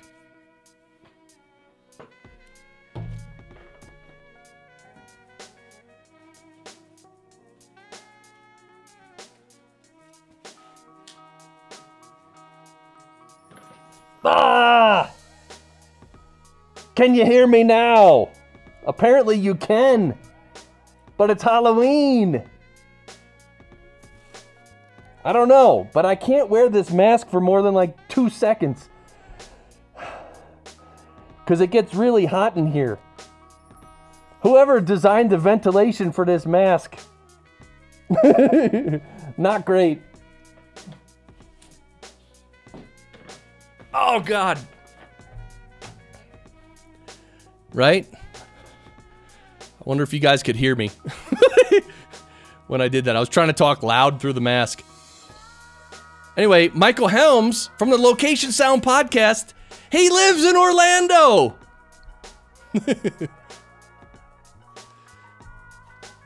He's a Yeti. Michael Helms. Where? Here we go. So anyway, for PodFest, I'm gonna have a booth there for Podcast Engineering School, and I might speak there as well. So anyway, if you guys are gonna go, we definitely have to meet up, right? For some vittles. So let's look at Podcast Editors Club. You guys belong to Podcast Editors Club? Of course you do. Everyone does. Steve Stewart. Anyone have thoughts on a laptop-style bag to take mobile equipment into a crowd? Need something that'll carry a Zoom H6? Hey, this guy needs to listen to Michael Helms' podcast, Location Sound. He actually, you know what Michael Helms does on his show? Like, you know how on my show, on the Podcast Engineering Show, I do the speed round?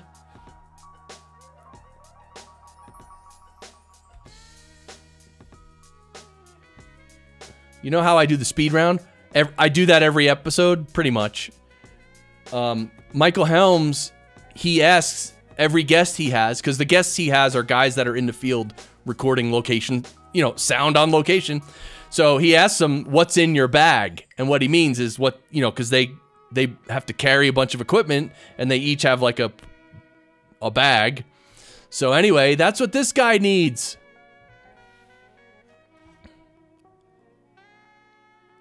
Now, here's a question, and I think I know the answer, but what if I comment here and say, hey, yeah, you should check out the Location Sound podcast for some tips?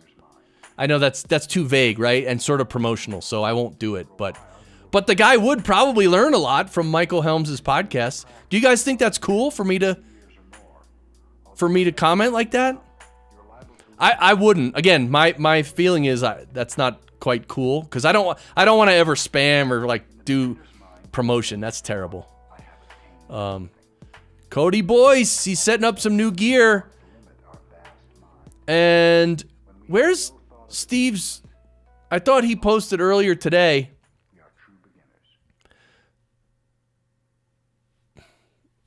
I don't know. There's a gnat flying around in here. What the F?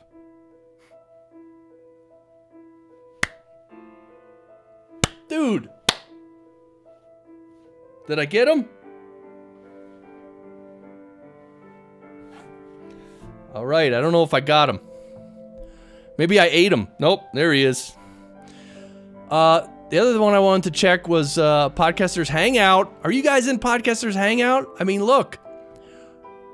It even says in the title, where podcast enthusiasts hang out. Yes. Anyway, it's a good group. This is run by John Dennis, as you can see right here, who is a co-organizer of PodFest. And there you have it.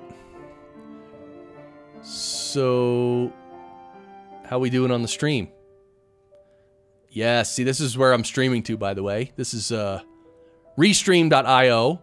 So I'm going to Periscope, YouTube, Twitch, Mixer, and Facebook. And I know this is probably the worst night to stream, right? It's Halloween. But I don't know. I had to stream because it's on my calendar and I committed to it. Right? So I had to.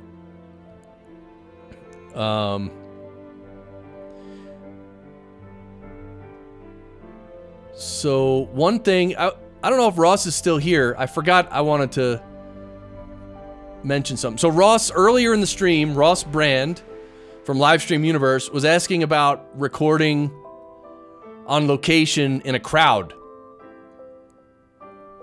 So, and then, anyway, we talked about that. I gave him some tips and all that. But one effect that I recently found, or I recently started using, is this. And by the, do you guys like how my chat doesn't line up with my logo and myself?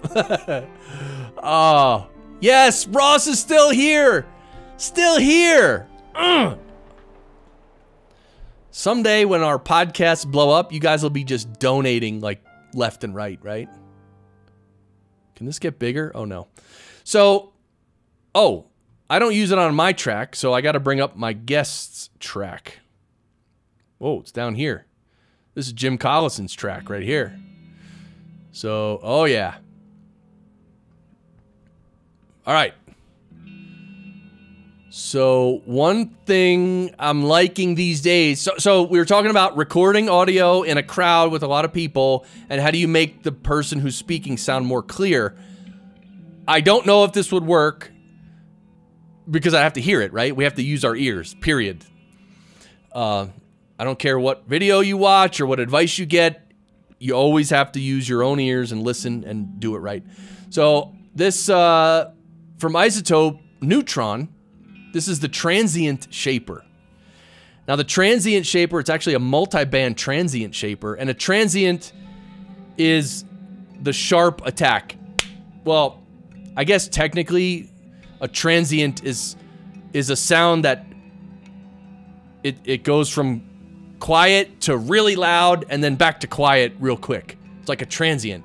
And so like a snare drum, bang, it's boom, it's a transient. And even in our speaking, like the P, speaking, even in our speaking, check, the ch sound, right? Anyway, at the beginning of all those words, there's a transient, you know, like an initial. I could show you, right? Why don't I show you? All right, I should have left that open. All right, so here's.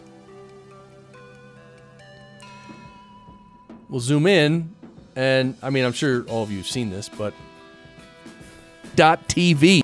There you go. .tv. .tv. .tv. Okay. So TV. This is, I'm saying TV, and look at the the initial wave of the T is a transient. It peaks up and then it goes down. So so co-host. There's co-host, right? And you could see the transient there. Usually the P's are the, what's this one? Heralded love. But, there you go. Look at that. See that initial boom, boom. But, that's a transient. So, this transient shaper can actually add a little bit of clarity to those transients, right? You can just enhance that transient part.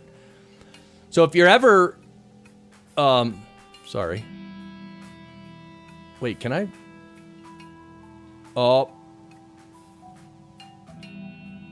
It's hard to fit on the screen. Okay. The transient, so sometimes you'll record some audio and just for some reason, the way the mic is, or the angle of the mic, or something, the transients are not as clear. So that's why you can use a transient shaper like this to actually add in some attack. You can also use sustain. I haven't messed with this transient shaper, but you can add some sustain to it or take away sustain. But I use typically now, what I just use is I add a little bit of attack to the higher frequencies. So you could see I have it about 1.9 kilohertz and above. Remember, this is a multi-band, so it splits the frequencies into 3 bands. And I just to make the transients a little more clear and crisp, I will add, you know, literally maybe 1 dB of attack to those transients. And believe it or not, it can make a huge difference.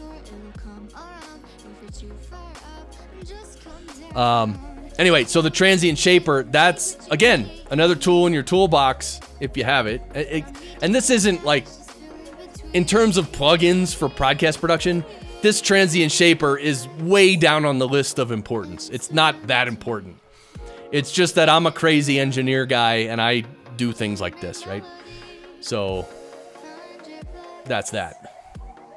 The old transient shaper. And the other thing to make things more clear,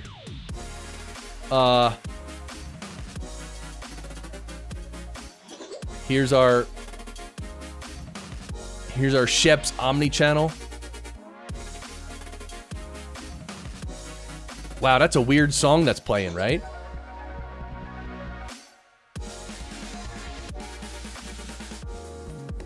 It's called Serenity. I'm gonna fast forward. Okay, terrific. So the other thing that'll bring out more clarity and even help with those transients is your attack time on your compressor. So if you look at the compressor module of the Shep's Omni channel, you have an attack knob here, and you can go from 0.4 seconds all the way 0.4 milliseconds up to 150 milliseconds. So how quickly the way you set the attack on a compressor will either stifle those transients or allow them to pass through. So if you put the attack, where is it right now? 1.5 milliseconds. Oh, can you also go through the order you put your processing in your signal chain? Yeah, I'll do that now. Sure. Yeah, so if you set your attack time on your compressor to like 150 milliseconds, that means pretty much all of that transient is gonna go through before the compressor actually kicks in, because the compressor is not gonna kick in for 150 milliseconds. So that's when you adjust your attack, what you're listening for is how quickly the compressor grabs that audio and compresses it. And again, depending on the mic, the person, the location, everything, it's different. So literally, you may have, like adjusting attack and release, you know, usually you don't have to adjust them too much, but it does make a big difference. It really does. So, anyway, I'm not going to save this anyway, but, so Bandrew wanted my signal processing chain. For we'll do my voice, right? This is my show. This is my voice. And here you go. So these are a list, as you could see.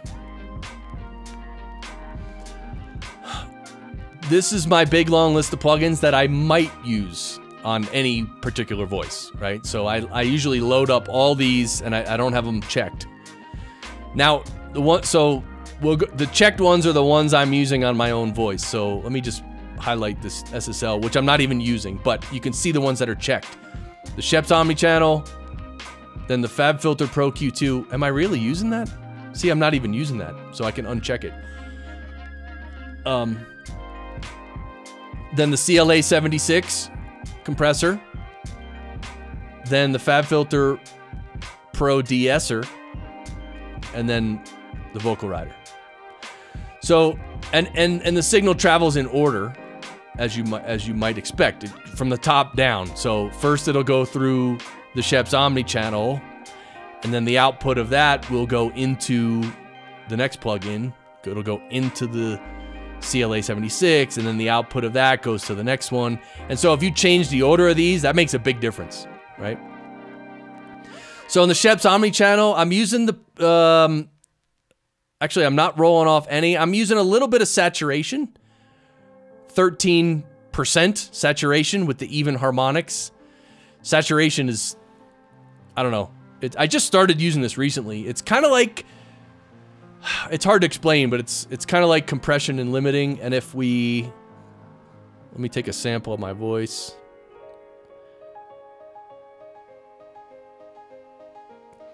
And I can even play this above the music that we're hearing, because you'll be able to hear it probably.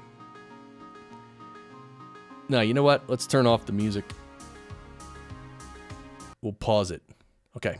So let's play it, and then I'm going to just jack up the saturation. Let's hear the difference. When you're talking about comments on the air, so I've watched some Twitch streams. Of course, Twitch is... See, that's completely destroyed, right? So that's saturation. It's like distortion. So anyway... When you're talking about comments on the air, so I've watched some Twitch streams. Of course, Twitch is a little bit of a so it kind of brings it closer and adds a little saturation of like tube distortion kind of thing. I don't know exactly technically what it's doing, but I just use some of that because it just brings it closer. And again, it's kind of like compression. Just brings it a little closer. And anyway, Shep's Omnichannel is cool because you get to pick your odd harmonics, even or heavy if you want distortion. This is a way to add distortion as well. That's why I'm only adding a tiny bit. Then the gate. Okay, I use a simple gate, nothing major. It's easy. EQ, I do use the EQ, but slightly. You could see I'm adding 0.3 of a dB at 110 hertz, and it's using this. It's not just adding it at 110. It's like spiking at 110 and then adding below it. So that Sheps gives you this option between just regular shelving EQ and shelving, but it adds a spike at the frequency you chose. So that's 110. Low mid, what am I doing? Yeah, I'm taking out 0.2 at 295. And again, 295, like 300, 350, that's an area of muddiness, or even up to obviously 400 and maybe down to 250. So that range is muddiness. So if you want to clear up anything, you can take some of that out, or if something's not full enough, you can add some of that in. And I'm using some compression here. So it's the FET compressor, and I'm not using that much. You know, with the ratio of 3.5 to 1, it's not that much. I am using 100% of the mix. Normally, I like using, 84 or 85% to let some of the dry signal through. But anyway, I wasn't doing that. So that's the first plugin I'm using. I don't touch input and output controls, and I'm not using the limiter. CLA 76. Well, again, you adjust the input and the output. Well, the input determines how much compression. I'm using a 4:1 ratio. Attack and release are kind of medium. And then the output level is, you can adjust that. That's literally just the output level. But I'm not using a lot of this compression, just a little, maybe 1 or 2 dB at most. Actually, this plugin, what it mainly does is adds color. Like it'll bring the voice closer perceptually, and it'll also color it a little, like an analog, nice, warmer sound kind of thing in general. It's hard to explain, but then I do use a little bit of the de-esser, only about 1.45 dB. It's taking down my S's, and I have it set from 5.1 kilohertz up to 14 kilohertz. So if I hit play, you'll see the S's. When you're talking about comments on the air, so I've watched some Twitch streams. Of course, you see those are the big S's right there. So it's just a little bit of de-essing because I find that this RE20 that I'm using is like very clear and actually has quite a bit of high frequencies. And so if that's why you saw in my EQ, I'm not actually doing anything with the high frequency or the mids, because this mic, I don't know, it's very clear. This is a vintage RE20, so it's not one of the new ones. So it's just a little more clear. Little bit. The difference is subtle. But anyway, a little bit of de-esser, and of course the vocal rider is just, the range is 1 dB, which is the smallest range you can have, and then so if I get loud, it'll pull it down a 0.5 dB at most. And if I get really soft, it'll push it up a 0.5 dB at most, and it just rides the vocal, makes it more even. And again, a 1 dB range here is, you're not really going to hear that, but it helps. It's just like a little icing on the cake to ride the level. Again, so when you get quiet, if you get quiet, it'll ride the level up a little. It'll push it up. And if you get really loud, it'll just back off on it a 0.5 dB. So, and then, so after my own, the RE20, a little sibilance, 5 dB range on the vocal rider, So you can, and I have, sometimes I'll expand this range. For instance, if someone is actually, like, if someone's talking, it's, you know, these people who they talk, and then as they get close to the end of the sentence, they just, you know, the people who do that, they just fade out to nothing. It's very annoying. It's very hard to mix that type of person speaking so that someone in a car or someone jogging with headphones can actually hear the end of that sentence. It's not easy. One way to do it, one way I combat that is, first of all, I use compression. So I'm using 2 compressors already. That helps for the trailing off. But what I'll do is I'll bring the top of the range here. So instead of being at plus 0.5 dB, I will bring this up to 1, maybe even 1.5. So that when the person trails off and they start trailing off, then the vocal rider will push it up, you know? So yeah, but a big range. And again, if you're not using 2 compressors, maybe a 5 dB range might work. I don't know how it sounds. To me, that might be a little artificial sounding, right?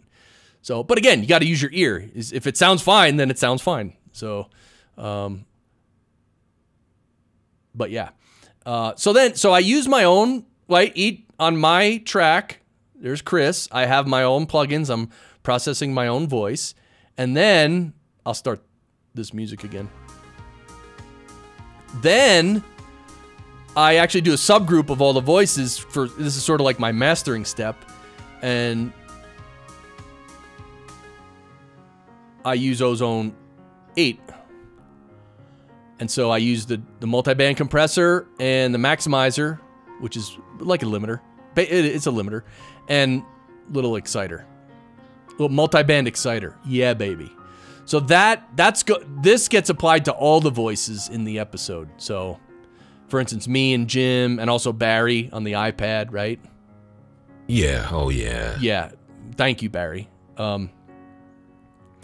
Anyway, that's how I process all the subgrouped voices. So, yeah, that's pretty much how. I mean, I literally just showed you how I process my voice and everything. Yeah, by the way, sibilance is one of those funny things that it's so specific to different people. Like, each person's voice has their own level of sibilance. So you have the voice that has some sibilance, and then you have the mic, again, and different mics pick up different frequency ranges. That's why you kind of have to match. I've even heard some people say they like the SM7B because their voice is very sibilant, and the SM7B, it doesn't pick up as much sibilance, which is, I guess, kind of true. Maybe the high frequencies on the SM7B aren't as accentuated, so then the person with sibilance can talk into that mic and it sounds more normal. Okay, fine. But you might want to just, you know, I would always suggest find the right mic for the voice. Like, unless, like, this is where, if you're doing it live versus if you're gonna produce it afterwards, this is where this comes in. If you're doing it live, then yes, then you need to control the sibilance live. So maybe you do use a darker microphone.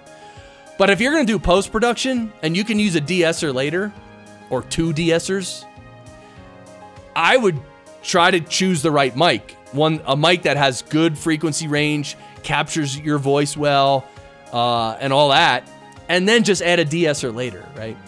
That's what I would do. So, yeah, the upper range is, you know, when I tried the Rode Broadcaster, the Rode Broadcaster was a mic that I really wanted to try, and I really thought that when I tried the Rode Broadcaster that this would be my mic.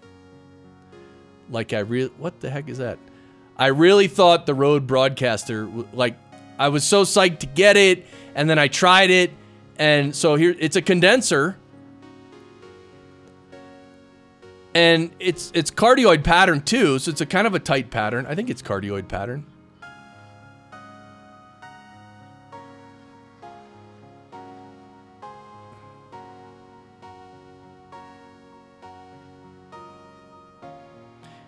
Yeah, I'm not seeing the pattern. I'm pretty sure it's oh wait, specs. Yeah, polar pattern, cardioid. Yeah, it's cardioid pattern. It's a condenser.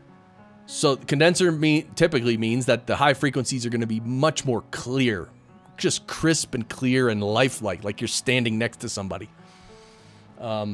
As opposed to a dynamic mic, which is not as crystal clear, right? Most of them. So anyway, I tried the Rode Broadcaster, and it just, for my voice, it seemed sharp. Like there was too much high frequencies. It was like, and there wasn't enough low end beefiness. So I still have it. But I don't use it. I still have a lot of mics. Actually, one thing I want to do, and I mean, Bandrew, I can't even imagine your equipment closet, but over time you amass equipment, right? And so I have a lot of mics. I mean, I do the microphone test drives with 10 different mics, and and I have a few mics besides that I don't use in that. So I probably have 12 or 13 different mics, and I have other equipment. I have 2 mixers, which I don't use anymore. I have like 4 audio interfaces I don't use anymore. I was thinking that really I should like go through all my equipment, make like a spreadsheet, and then maybe sell some of it, stuff that I don't need. Now the mics, yeah. Yes, Zylox. It's a whole room with Bandrew. It's not a closet, and you could see it on his channel. Go watch one of his videos right here, and you will see. There it is. That's part of the background of the room right there. You got guitar amps, all kinds of cool stuff. So anyway, the mics. Here's the thing about mics, though. I don't want to sell any of these mics, even if I don't use them. Like the Rode Broadcaster, for instance. I don't want to sell that. I might use it. I don't know. What about you guys? Are you crazy? Do you like hold on to gear? Or are you okay selling your gear? I'll tell you one reason why I don't like selling things, and this is like an old memory, but I was a drummer. I think 8th grade I started drumming, and in high school I was in bands as a drummer playing metal, right? And I loved it. So I had a drum set.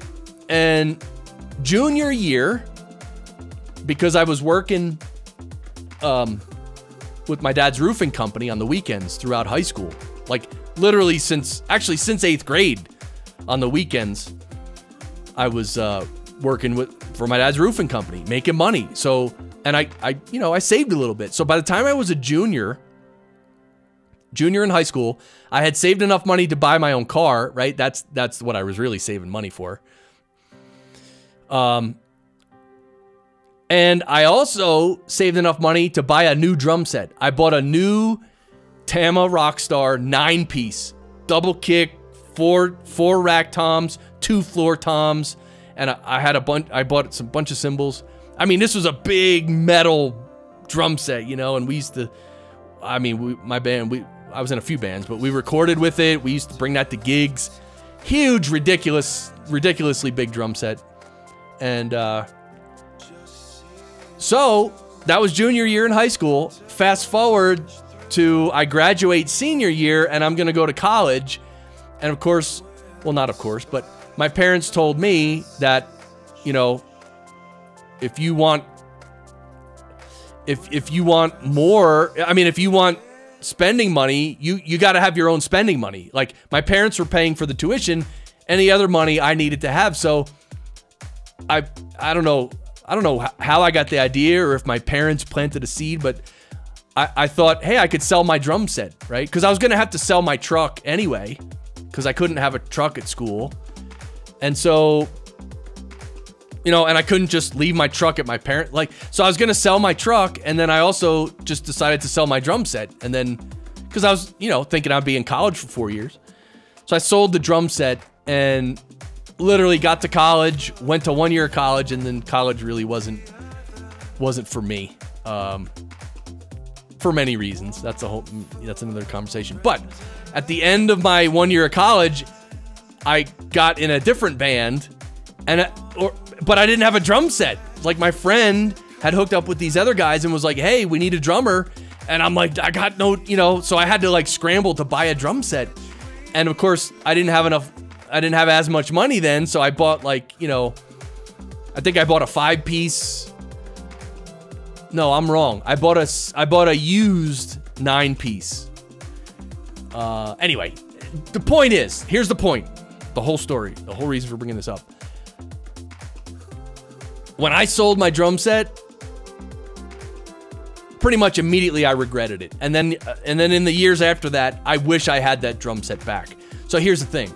Now with equipment, it's like, if I don't have to sell it, I don't want to sell it, because what if I sell it and then literally 3 months later I regret selling it, right? Now, if I need the money, okay, great, I'll sell it, right? But I don't know, that one experience selling my drum set and then regretting it was, you know, that was a big experience in my life, right? It hit me pretty hard. So that's why I don't want to sell things, but I don't know. Well, especially my 2 mixers. So I have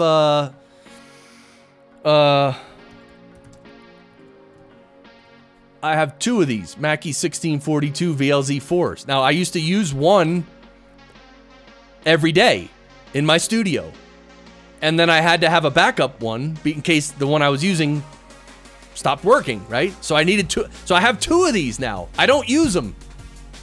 Now, I need at least one to bring on location. If I ever need to go on location and I need a mixer, this is a nice mixer, you know.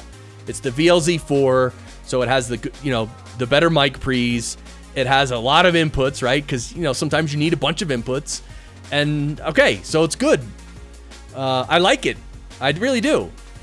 But I have 2 of them now. So do I need 2 of them now, or can I just keep one and sell one?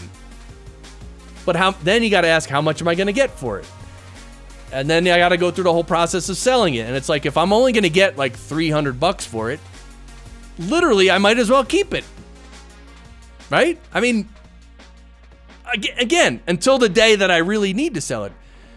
Does that mixer multi-track? Oh, it's just an analog mixer. So it has a lot of inputs and a lot of outputs. So, you know, what I had to do with this mixer was run the direct outputs from each channel into my Focusrite.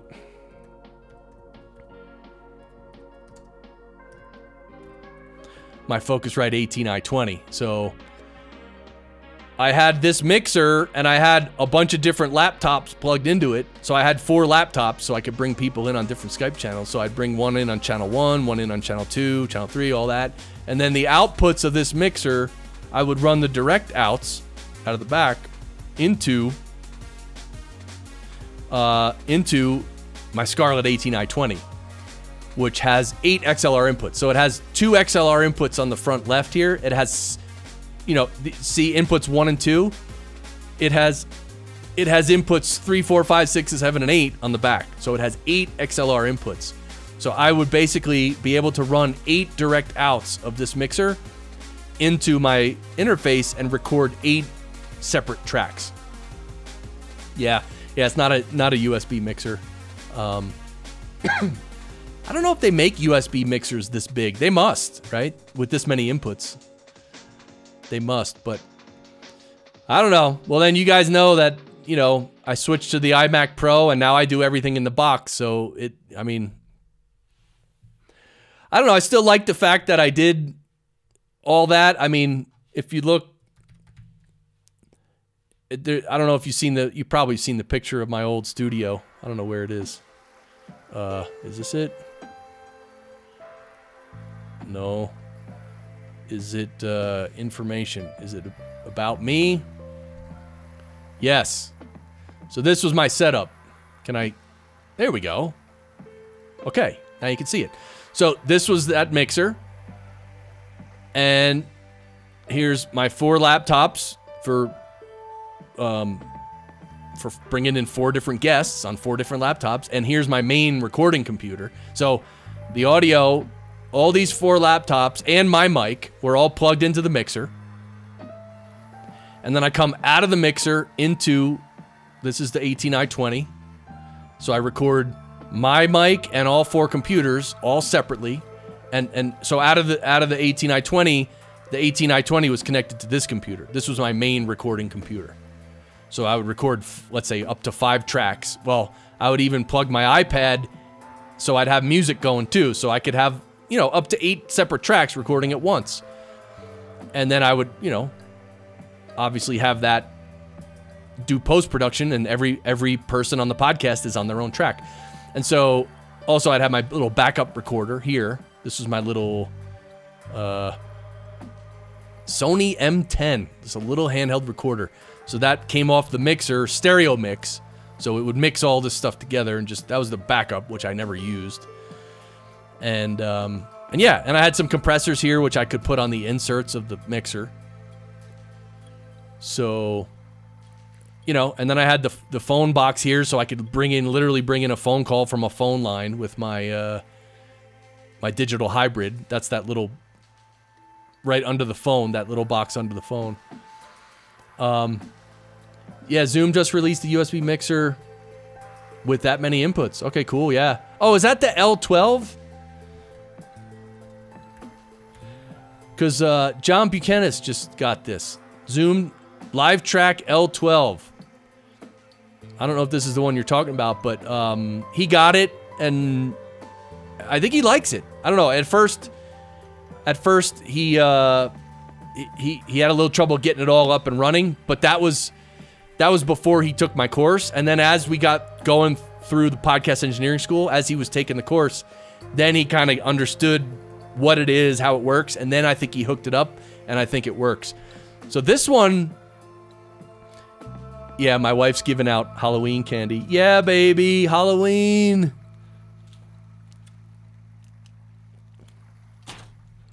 Should play some scary Halloween music. In fact, I am. We only have a few minutes left. I'm going to turn off the pretzel and...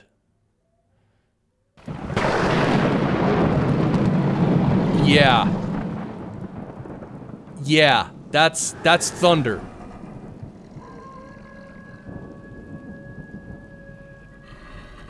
That's a howling something. It's a werewolf, maybe. All right, so the L12, right, it's an audio interface, but actually on board, it records multi-track on board. So you literally, I think you put an SD card. Yeah, let me know if that's too loud.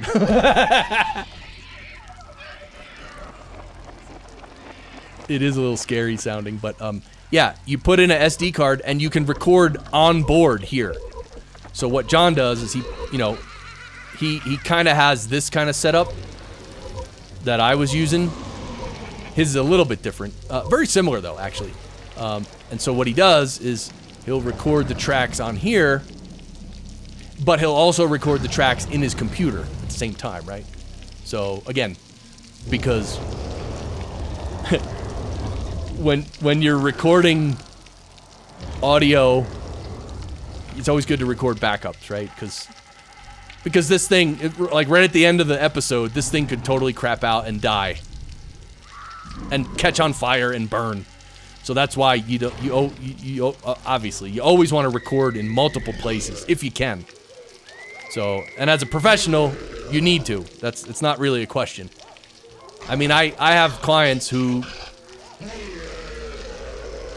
wow. It's a great sound. I mean, I have clients that pay me well to produce their podcast, and I can't, like, you know, we get done recording an episode, and then, like, I email them an hour later, I'm sorry, but I didn't record the files, or the files got corrupted, and and we lost everything. You're gonna have to record that episode again. You can't do that if you're a professional. You can never make that phone call or send that email. So it is top of the hour. I'm hungry, and I hear my wife giving out more candy upstairs. Yeah. So seriously, I want to thank you all for being here. This is brought to you by Podcast Engineering School, and we're doing the Pod Lounge every Wednesday. Wait, where? Oh yeah, yeah. Every Wednesday, 7 to 9 p.m. Thank you, Bandrew. Thanks everybody for coming. And I'll probably stream, as I mentioned, Wednesdays we always stream at this time, but sometimes on Friday or the weekend I will do extra streams just to hang out. Wow. Lightning. You hear that lightning? All right, happy Halloween, everybody. Thanks, everybody, for tuning in. If I can be of any help to you, let me know. You know where to find me. This is where you find me. Podcast Engineering School, that's it. All right, over and out. I don't know which hand I'm supposed to do it with, but peace out, everybody. We'll see you next time. Rock on. Oh, yeah. Have a great night. See ya.